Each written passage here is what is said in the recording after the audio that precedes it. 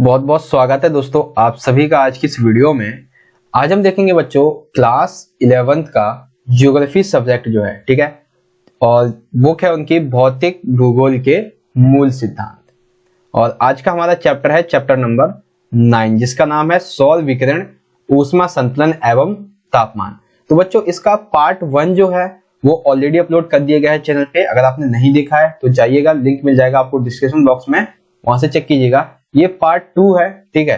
तो चलिए स्टार्ट करते हैं बिना टाइम वेस्ट करते हुए। एंड तक जरूर देखिएगा वीडियो को, अगर अच्छी लगे तो like share comment and channel को सब्सक्राइब जरूर कर लीजिएगा।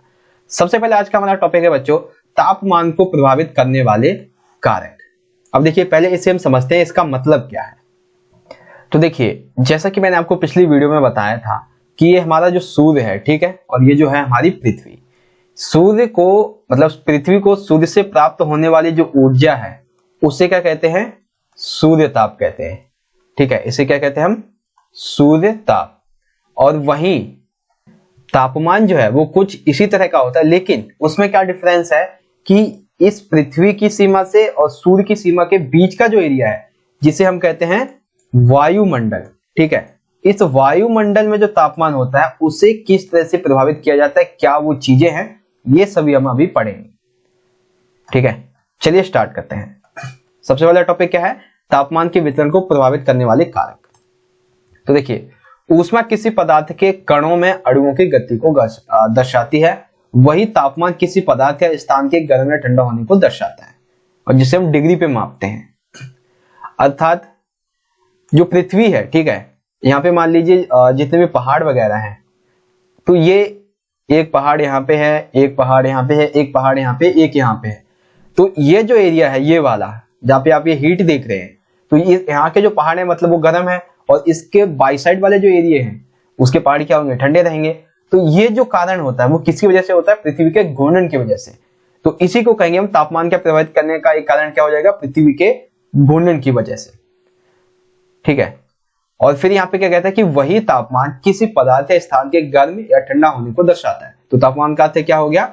एक तरफ यहाँ पे हमने देखा कि एक तरफ ठंडा है, ठीक है, यहाँ पे गर्म है, यहाँ पे ठंडा है, तो इसी को क्या कहेंगे? इस भिन्नता को हम कहेंगे तापमान, ठीक है। ये चीज आपको समझ में आई। अब आगे देखते हैं। सबसे पहला कारण जो है बच्चों वो है अक्षांश। अक्षांश का मतलब क्या है? उत्तरी ध्रुवीय इस तरह से, ठीक है। किसी भी स्थान का तापमान उस स्थान द्वारा प्राप्त सूर्य ताप पर निर्भर करता है। सूर्य ताप की मात्रा में अक्षांश के अनुसार भिन्नता पाई जाती है। समुद्र तल के पास के स्थानों में तापमान अधिक और ऊंचे भागों में इससे तापमान कम होता है। यानी कि जितना जो हमारी पृथ्वी है, ठीक है, एक सेकेंड, जो हमारी पृथ्वी है उसकी अगर हम बात करें तो पृथ्वी के अंदर के जो एरिया हैं, ठीक है, वो उसमें क्या होगा? मतलब स्थल की हम बात कर रहे हैं, पृथ्वी का जो स्थल वाला भाग है इसमें जितने भी स्थान है, ठीक है, चाहे समुद्र रेगिस्तान हो वगैरह, इन सभी में क्या होगा? तापमान अधिक होगा। वहीं जिस तरह से आप वायुमंडल की ओर अधिक बढ़ते जाएंगे, ठीक है, वायुमंडल की ओर अधिक बढ़ते जाएंगे, वैसे वैसे क्या होगा? तापमान जो है वो कम होता चला जाएगा। पृथ्वी के वायुमंडल की बात कर रहे हैं हम यहाँ पे, ठीक है। नेक्स्ट है बच्चों उत्तुंगता या ऊंचाई। जैसे कि आपको पता है कि जैसे जैसे ऊंचाई बढ़ती है, यानी कि पृथ्वी से जो ऊंचाई है, ठीक है, सूर्य की तरफ की जो ऊंचाई है वो बढ़ती जाती है, तो तापमान के घटने की दर में सामान्य ह्रास दर कहते हैं। यानी कि जो पृथ्वी से जब आप ऊपर की तरफ जाएंगे, ठीक है, तो क्या होता है? तापमान घटने लगता है, यानी कि कम होने लगता है, और इसी को हम क्या कहते हैं? सामान्य ह्रास दर। और ये जो ह्रास दर होती है वो प्रति 100 मीटर की ऊंचाई बढ़ने पर 6 डिग्री सेल्सियस होता है। यानी कि अगर आप पृथ्वी से 1000 मीटर की ऊंचाई तक आ जाते हैं तो यहाँ पे तापमान 6.5 डिग्री सेल्सियस कम हो जाएगा, ठीक है। तो ये चीज आई होप आपको समझ में आ गई होगी, उत्तुंगता या ऊंचाई। अगला कारण देखते हैं बच्चों। अगला कारण है समुद्र से दूरी, ठीक है। अगला कारण है हमारा समुद्र से दूरी। इसका क्या अर्थ है? देखिए इसके बारे में यहां समझते हैं। जब जो वायु है, ठीक है, जो सूर्य है, ठीक है, ये हमारा सूर्य है, ये जब पृथ्वी से दूर होगा, यानी कि जब पृथ्वी से दूर होगा तब क्या होता है? समुद्र जो है वो धीरे धीरे गर्म होता है। जैसे ही पास में आएगा, हमने देखा था अपसौर के बारे में और उपसौर के बारे में, ठीक है। तो जब ये पास में रहेगा तो समुद्र जल्दी जल्दी गर्म होता है। लेकिन इन दोनों ही परिस्थितियों में, चाहे वो पास में हो चाहे वो दूर हो, जो समुद्र के आसपास का एरिया है, ठीक है, समुद्र के आसपास का ये एरिया देख सकते हैं, पहाड़ है, ठीक है, इधर भी पहाड़ है, इधर घर है, तो ये सभी जगह क्या होते हैं, धीरे धीरे गर्म होते हैं और धीरे धीरे ही ठंडे होते हैं। तो एक तरह से समुद्र से जो दूरी है स्थल की, वो भी तापमान के वितरण को प्रभावित करती है। दूसरा है वायु संहित या फिर वायु राशि तथा महासागरीय धाराएं। कोष्ण वायु संहिताओं से प्रभावित होने वाले स्थानों का तापमान अधिक तथा शीत वायु संहिताओं से प्रभावित होने वालों का तापमान कम होता है। इसी प्रकार महासागरीय धाराओं का प्रभावी तापमान पर पड़ता है। अर्थात जो मतलब कि वायु संहित, जो आपकी कोष्ण वायु संहिता है, यानी कि जो गर्म वायु वाले स्थान होते हैं, ठीक है, वहां पे क्या होता है, तापमान आपका अधिक होता है, और जो शीत वायु संहिता वाले स्थान होते हैं वहां पे तापमान कम होता है। और इसका जो मुख्य कारण है वो क्या होता है, वायु सहित या फिर कह लीजिए महासागरीय धाराएं। तो आपका पहला टॉपिक आज का बच्चों यहाँ पे कंप्लीट हो गया है, जिसमें हमने क्या देखा था, तापमान को वितरण के प्रभावित करने वाले कारक।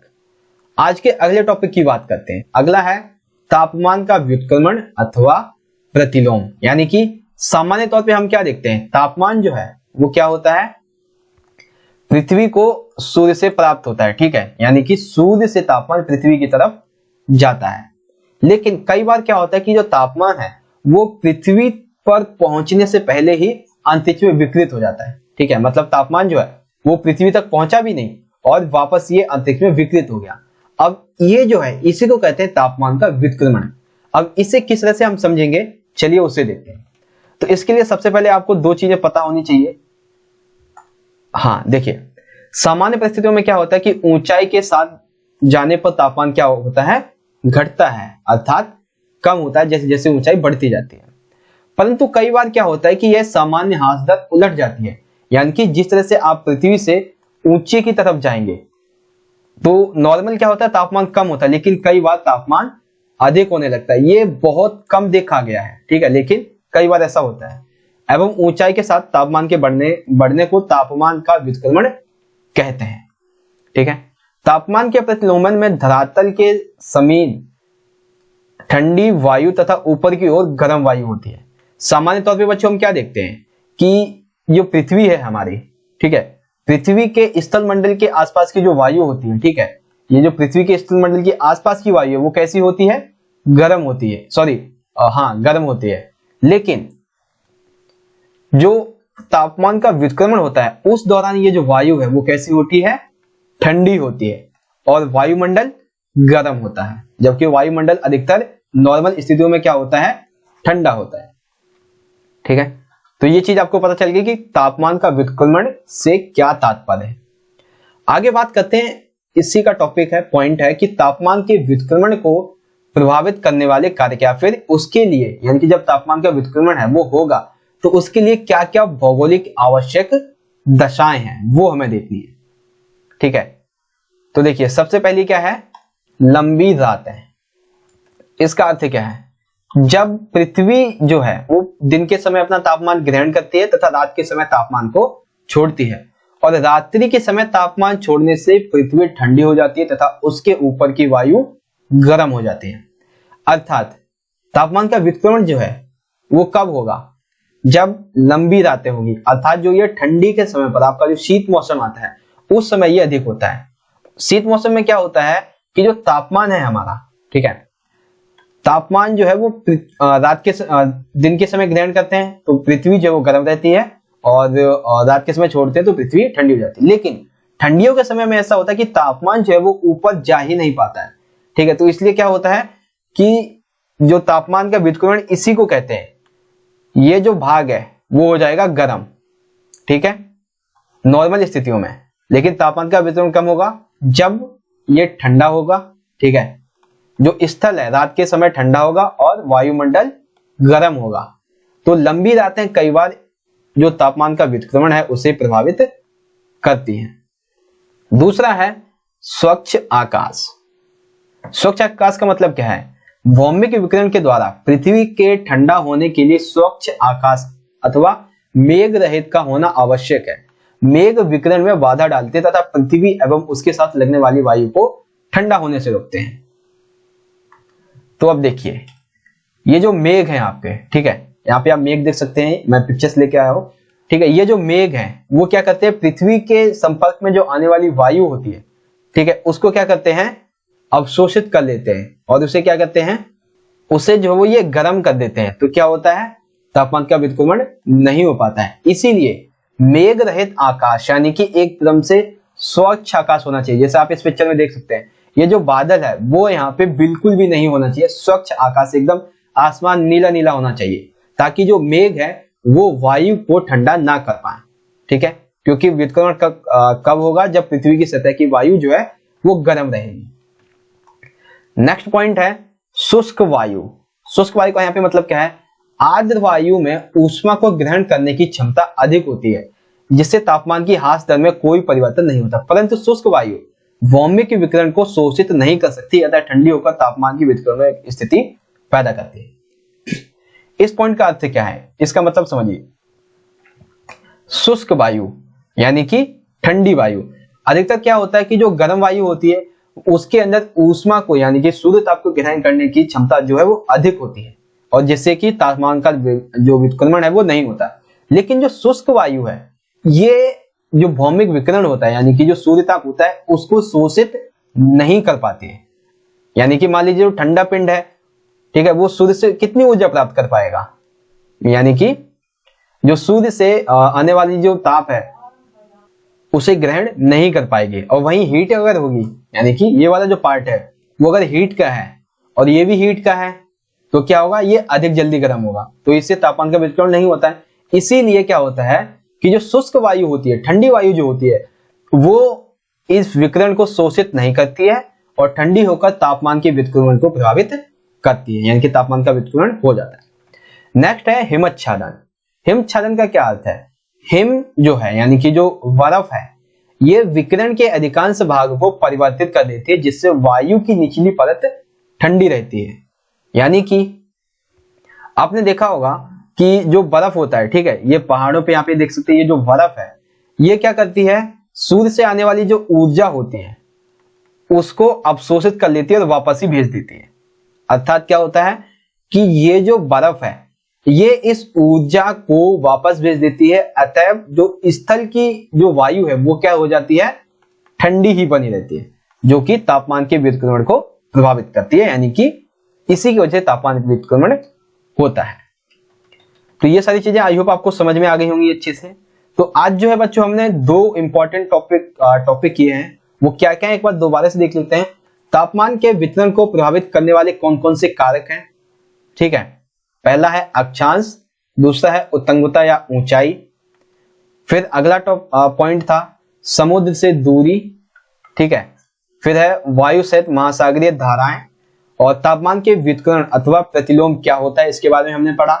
और फिर देखा हमने कि जो मुख्य भौगोलिक दशाएं हैं वो क्या क्या है तापमान के विकिरण के लिए। तो सबसे पहली क्या है, लंबी रातें, स्वच्छ आकाश, शुष्क वायु और हिमच्छादन। तो इस तरह से बच्चों आज का हमारा वीडियो यहाँ पे खत्म होता है।